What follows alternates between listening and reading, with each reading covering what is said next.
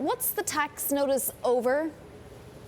So in 2010, Facebook decided to move its global operations to Dublin, Ireland. So that's everything that doesn't include the US and Canada. And when they valued the transfer, they asked EY, Ernst & Young, to help them set the price. A few years later, the IRS has taken notice and said that the valuation was too low. It was off by a few $1 billion. And this is what we think the valuation is, and the total tax liability is $3 to $5 billion. Balls in your court, Facebook. Yeah, balls in your court. Facebook gets this notice. What are the next steps here? I understand that Facebook has been sort of called to this tax court, hasn't shown yet. What's the company's next move?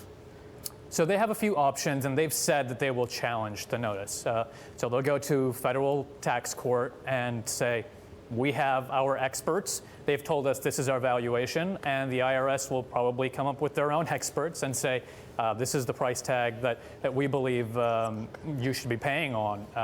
And probably they'll end up settling somewhere in between $3 and $5 billion. But it sort of depends on what the IRS comes back with and how much they're willing to play on an issue that's become a much broader theme than just Facebook and its tax liability.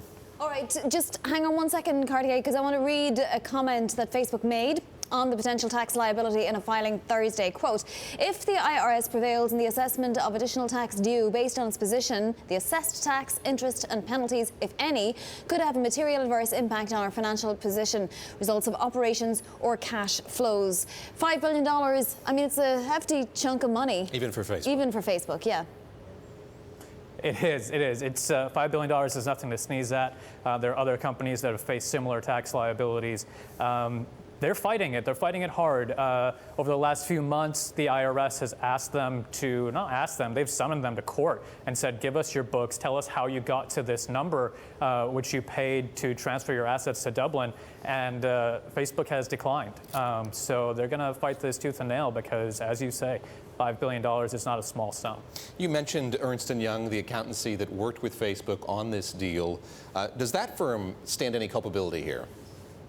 It doesn't seem so. They haven't been mentioned aside from being the firm that set the pricing. This is really not an issue of anyone's wrongdoing, it seems. It's more an issue of whose price do you want to believe? This is somewhat subjective, and it's hard to say exactly how much assets could be valued at, especially when they're sort of intangible, when it's Facebook's IP.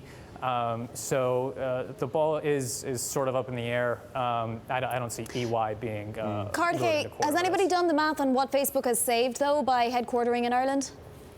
That's a good question. I was speaking with a tax lawyer earlier today who said that if $3 to $5 billion is what the IRS says is the tax liability, then the total valuation may have been something north of $9 to $14 billion.